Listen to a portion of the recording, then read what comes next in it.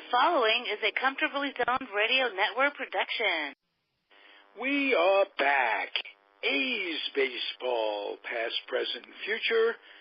I'm Ralph Tyko with the Comfortably Zoned Radio Network, and the host of the show is Jerry Feitelberg, present and accounted for. How are you, thank Jerry? You, Ralph. Thank you, Ralph. And it's a beautiful day, and what could be better than talking baseball? I can't think of a thing. I could think of three things, actually. I don't want to lie. It's the 17th of May, and I can't start it lying. So there are three things. Two things that are tied, one thing that are better. It's great talking baseball. It's great being in the season that is starting to shape up a little bit. It's one quarter through. I think we're at about 40 games. Right. And how do you see things as going? Overall, if we're going to talk about the American League, we got some surprises. The A's are just one game under 500, a quarter of the way through the season, and we'll talk about the A's. If you go to the AL Central, you have the Cleveland Indians barely playing one game over 500. They're in first place. And in the American League East, you got the Red Sox and the Yankees duking it out. Toronto's right behind them, but looks like the AL West might be the strongest division, with the Houston Astros, the world champion Astros. The LA Angels are giving a run, and the Seattle Mariners are up there, but as we'll see the effect of the suspension of Robinson Cano has on the team as the season goes along. And let's of course, talk about that a little bit for the benefit of those uninformed about Major League drug laws, what can and can't be ingested. You were you were a pharmacist long before you ever got to the A's. You were the team pharmacist in the 90s. You were a pharmacist of the year in California in, I think it was 1995. Right. And you have a lot of expertise, Jerry. So would you explain what happened with Cano? What was he tested for? What were the results? Please, if you would. Yeah, Cano was tested, and he was tested positive for a drug called furosemide. The trade name of it, the drug, is Lasix. And Lasix is a diuretic, and it removes excess fluid from the body. And apparently one of the side effects of using steroids, and especially if a lot of people who have arthritis and been using prednisone, it retains fluid. And so Cano probably wanted, and it also masks the use of the steroids. So that's why it was a banned substance, not to be used. He claimed that it was prescribed to him by a doctor in the Dominican Republic for whatever reason, and he was taking it. And of course, he didn't know he was doing steroids. But the Yankees and he wasn't doing steroids with that drug. No, well, he may have been doing steroids, but the drug was used to mask it in the test. Right. So he wasn't even denying using steroids. Right. He just said he basically made a bad decision. Right. He made a bad decision. He apologized to his teammates, and he's taking his 80-game suspension. And his $12 million loss. $12 million. And plus his reputation. He will be forever tainted as a drug user. And for whatever that's worth, it may keep him from being in the Hall of Fame someday. And, he'll be on the sidelines with A-Rod and Mark McGwire and Sammy Sosa and all those guys.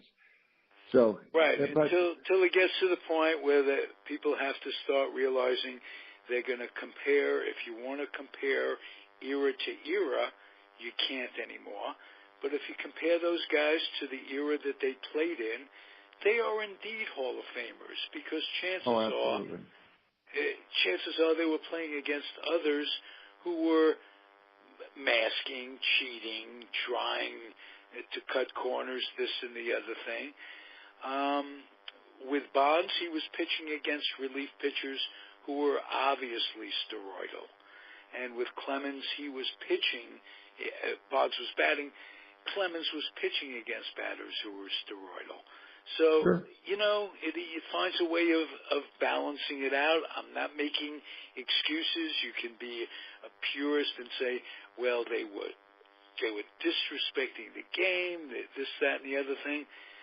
I think it's a societal thing. I think it's horrible.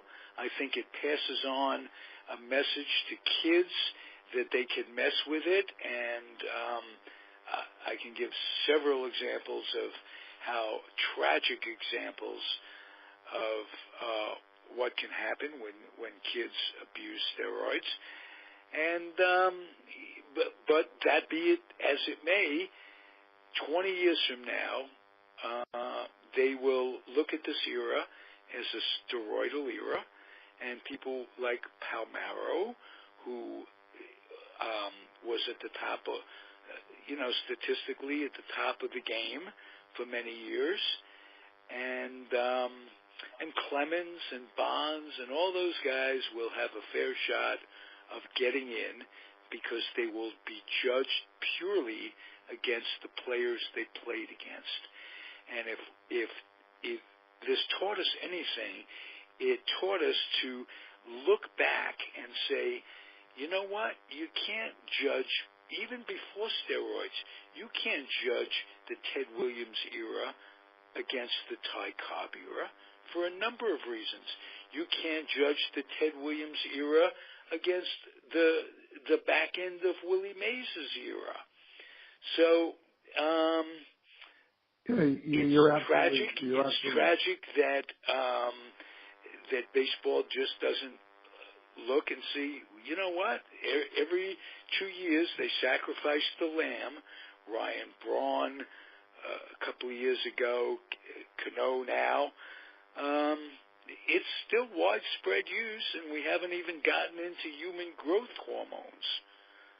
Yeah, the 11th commandment in the 11th commandment in baseball is don't get caught, and they got caught.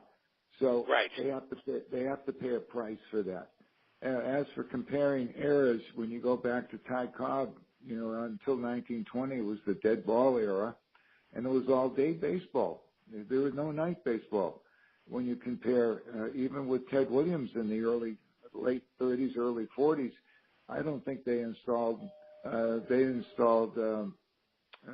lights at Fenway Park, probably the mid 40s when it went in. And although Williams was in the service, he played a lot of the time during the day. So most of the games were day baseball, and they didn't fly around like they do now. They traveled by train.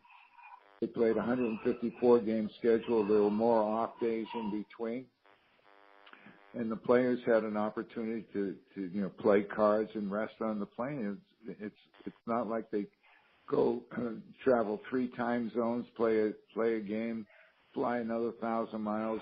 The travel today is much more difficult than it was back in the 30s and 40s. To say nothing of the era of when African Americans weren't allowed to play. And for sure. That didn't. Things changed in 1947, and they had to compete against guys that they didn't. They had to pitch to guys that they didn't know anything about. Maybe some of them played against the African Americans in exhibition games, but never on the same team until 1947, and that changed the game of baseball too. Absolutely. While we're at who should be in the Hall of Fame and shouldn't be, I want to call attention to a posting that you made on Facebook this week, and it asked, perhaps a little rhetorically, the question of whether Pete Rose should be in the Hall of Fame. Right. And what came to mind with me, I think I even made a response, a comment to that, was that very few people know that although it was common knowledge that Pete Rose did not bet against his team. Well, let's look at that a little more closely. Let's look at that statement.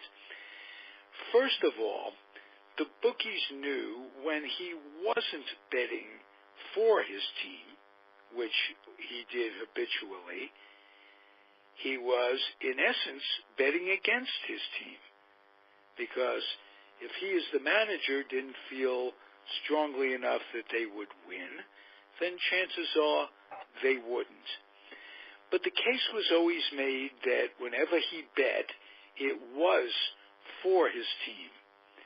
But I found out that the way he bet and beat that system was that he would bet what's called the over-under, which generally is about, I'd say, 5-3, 8 runs a game, or maybe 7 runs a game would be the line that they go by. If there were 9 runs in the game, the person that bet the over would win. If there were 8 runs scored in the game, or 7, the people that voted, that bet the under would win. So, purely speaking, if he wanted to not bet against his team, yet win the bet, he might be prone to leave a pitcher in there longer. If they had, say, a 2-3 run lead, he might leave a pitcher in there long enough that a tired pitcher, a lousy pitcher, a pitcher that didn't match up well, he could, as manager, create runs that wouldn't ordinarily be scored. And he was tilting the outcome. That's the only area where he could where he did control what could happen. And you're absolutely correct. By leaving the pitcher in much too long, now today, the teams use 4, 5, 6 pitchers in a game. But maybe when Rose was managing, they may have been only using 3 pitchers in a game. And the setup guy is having trouble. He may have gone out and talked to them, sent the pitching coach out, talked to him. And, they always ask him, do you feel you got it? And every pitcher says, yeah, I still got it. And he would let the guy in, and he gets knocked around, puts up, 4 or 5 runs, or gives up a home run. You just don't know, but that could happen anyway. Even if the guy's pitching well, he can fall apart. Or they bring a guy in. For example, in the A's game last night, Brian Bell came in. The first 3 guys scored. The guy gave up a 3-run homer to the third guy he faced. But we're talking about probabilities, not possibilities and probabilities and odds, not certainties. One way or the other, he could leave the pitcher in. The pitcher can do very well, and no runs could be scored. But when you're looking over the course of the season, the law of large numbers brings up probabilities, and he can and did affect that. He was a degenerate gambler who, when he was first busted for this, confessed and said, yes, I did this, and gotten some help, we would be talking about him as an icon again. I mean, the guy hit more hits in a career than anybody else in the history of the game. A versatile guy, an all-star at 3 or 4 different positions, a long-term overachiever, and a great teacher. What a loss it is, because his demons got in the way.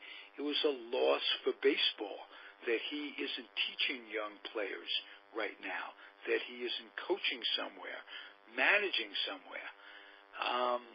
He had more passion and flair for the game than anybody.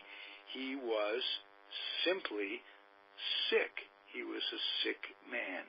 And it should not affect how he's perceived by a museum. I agree with you, Ralph.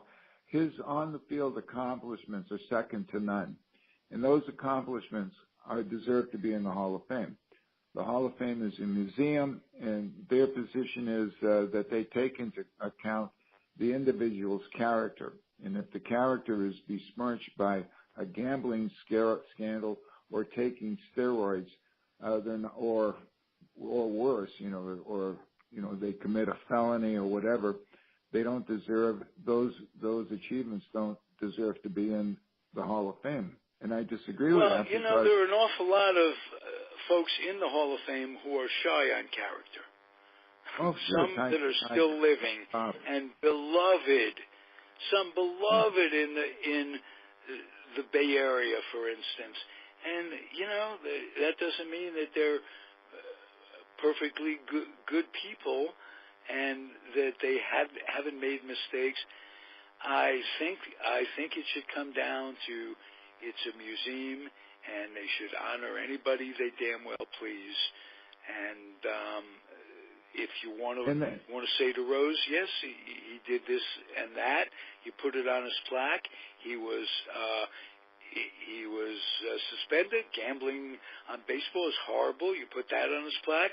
You put on Bonds' plaque that he played in an era that was steroidal era. His statistics may be skewed, but they were, in comparison to everyone else in his era, far superior, as was Clemens. Now, did they simply have better chemists to cover up? Perhaps, but what did you say? The 11th commandment in baseball is thou shalt not get caught. Right, and they got caught. But their achievements speak for themselves. Bonds hit 762 home runs. How many? Even if 10% of them were due to steroids, he still had 675, which was more than enough to get him in the Hall of Fame. Well, I wouldn't look at it that way. If I were making a case for him, I would make a case for before needle ever hit buttocks, Bonds had put the numbers up there to make the Hall of Fame. Yes, he did, and so did Clemens. Absolutely. So did Clemens. So these are things that the Hall. And one of the guys who's not in the Hall of Fame was Shoeless Joe Jackson, and he did not gamble at all in the Black Sox scandal in 1919. He knew about it. He was convicted for knowing about it, but not saying anything about it. No, they gave him but they did give him $15,000 too. Yeah, but he still hit 375 in the 1919 World Series. That doesn't. I know, but allegedly he didn't do well in the final game, or this, that, and the other thing, and allegedly he was a rube that didn't know what was going on. That everybody else, they all hated Comiskey. There's all kinds of things. Should they be in the Hall?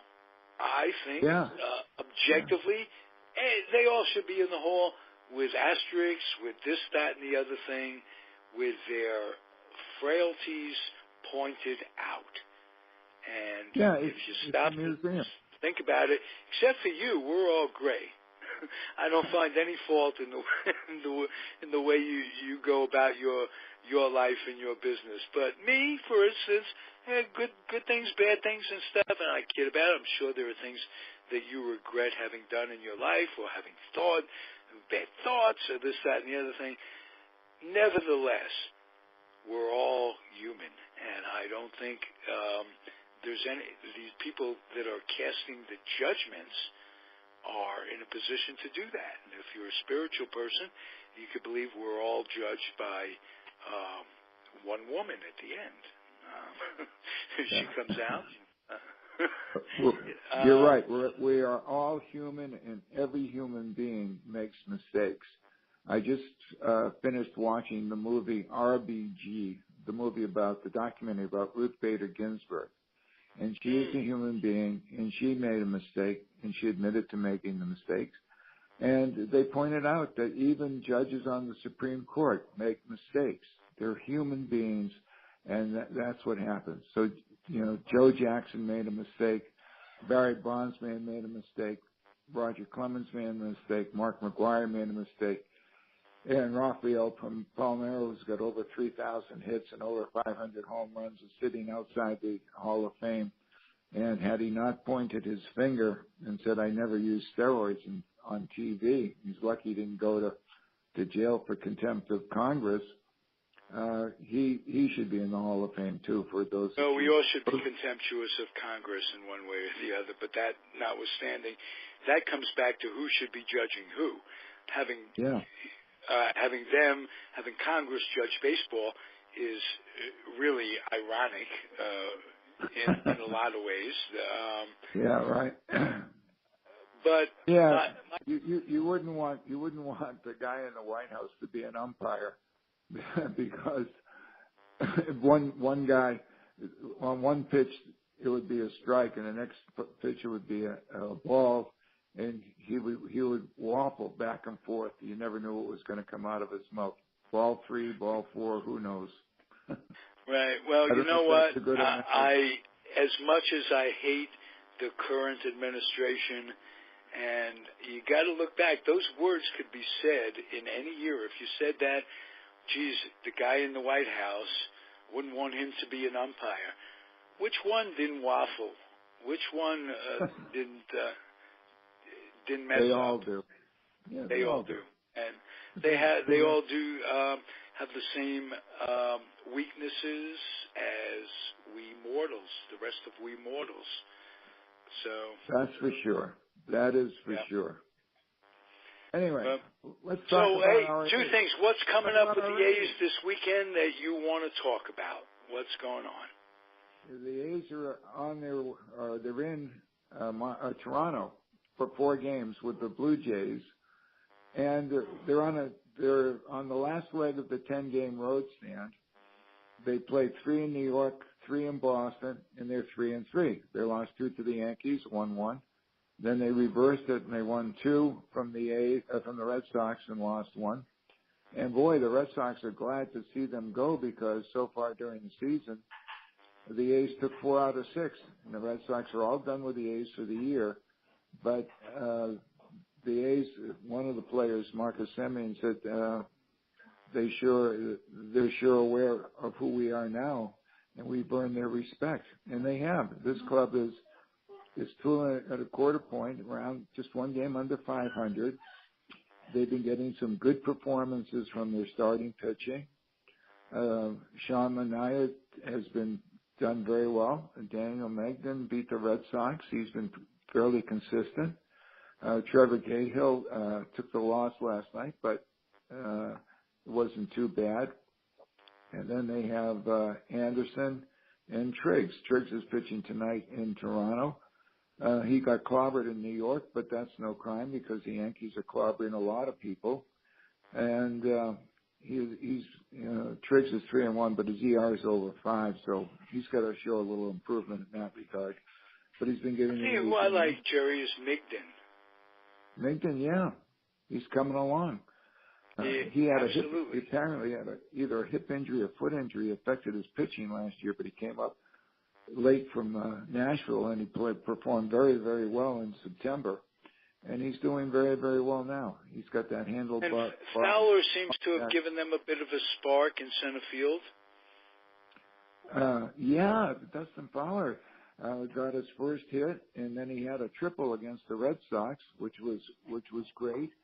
And guy's got speed. He flew around the base paths. I thought it was going to be a double, and he stretched it into a triple without it. I know, and he's rehabilitating that horrible knee injury when he crashed in his first major league game. He crashed into that electrical box at Comiskey Park. I think he's got a big lawsuit going, and but he rehabbed to the point. I saw him go from first to third.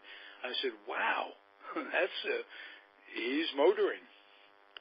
Yeah, and the A's are getting pretty good outfield play. Right fielder Stephen Piscotty, who tragically lost his mother about 2 weeks ago. His mother passed away on May 6th, so that's 11 days ago.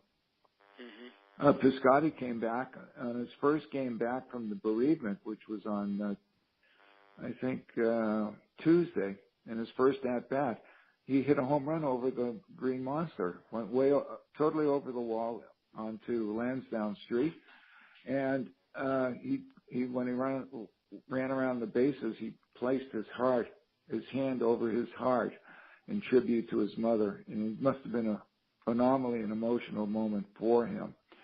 And last night he made one of the great catches ever at Fenway Park on a foul ball. He went flying over they have a short fence on the right field foul line in Fenway, and he reached up with his glove, fought off any fan interference, and caught the ball in his glove, and then tumbled into the stands holding onto the ball. And the play was originally ruled a no play, that the ball, he didn't have control of the ball. But when he came up, he did have the ball in his glove, and the replay showed it, and the player was called out. That was a phenomenal catch. That was nice. That was nice to see. The tribute to his mother was absolutely, there was not a dry eye in the house at that point. Oh, that was at Oakland. I was at the game when he came up. He got a standing ovation from the fans, and it really touched him because it went on. The ovation was at least 90 seconds, 2 minutes. And it was very, very heartfelt because everyone knew how much his mother meant to him. She was a very young woman. She was only 55 years old, and she was afflicted with this terrible disease, amyotrophic lateral sclerosis, Lou Gehrig's disease, ALS. Absolutely horrible. I mean, to have to go through that and then be in the public eye, he came back and played and then went on the bereavement list. Right. Yeah. So,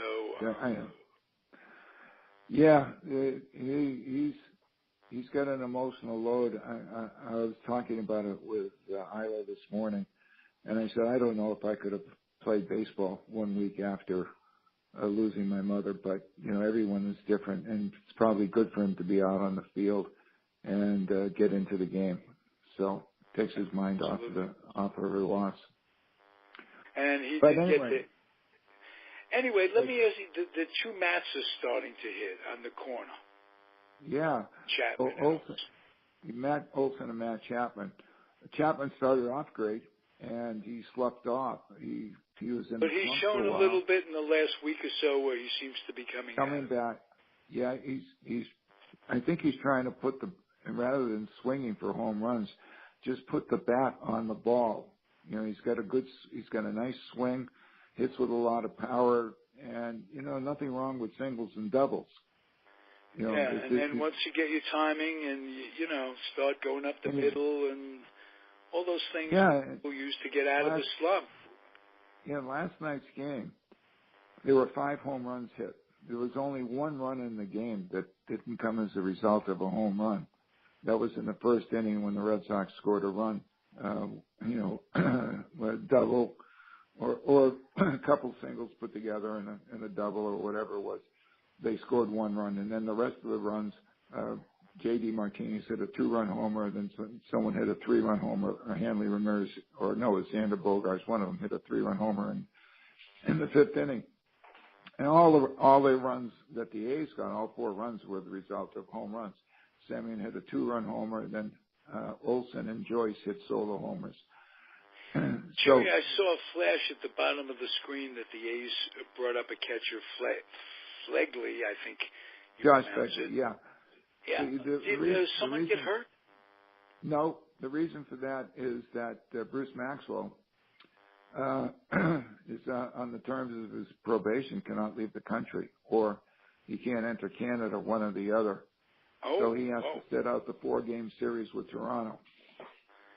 Yeah, he had some problems. He had that gun charge in Arizona, and I think they settled that as part of the probation. I don't think he can travel outside the country. So they just put him on some sort of suspended. They sent him down to Nashville for the 4 games. Gotcha. Well, Is Nashville part of the country? I guess it is. It's the South, I guess. Some people think it's a different country, but I know. It's a beautiful city. It's all definitional. Have you ever been to Nashville? Have you ever been to Nashville? Hey, and if you're listening in Nashville, I'm delighted that Nashville's part of this country. I love the South. I think the South has given us, what, Jerry? You're going to have to tell them because I don't know. Given us chicken fried steak. And Piggly Wiggly. If you go down there, you get the Piggly Wigglies. I'll tell you what they've given us. Mobile, Alabama. How about that for a town? Yeah. Willie McCovey, Henry Aaron. Yeah. Who else? Cleon Jones came out of there. Willie Mays is from Alabama, too. Oh, that guy. Yeah, that guy, too. Yeah, he was pretty good. Yeah, Tim Hudson was from Alabama, too. I know. That was absolutely trading Hudson. I felt when they traded Gray the same way as I felt when they traded Hudson. The heart of that starting rotation. Now, as it turns out, Gray has struggled quite a bit in Yankee Stadium. But he was struggling. I wonder why that is. He was struggling the last two seasons with the A's. He got hurt, and he had his problems with the A's. So I'm not surprised that he's struggling with New York. And New York's got this wonderful team, and they can beat you 11-10. But you don't know how fragile pitching is. Tanaka had elbow trouble last year. That could reoccur. CC Sabathia's got bad knees. That could reoccur. Severino, anything could happen with the pitchers today.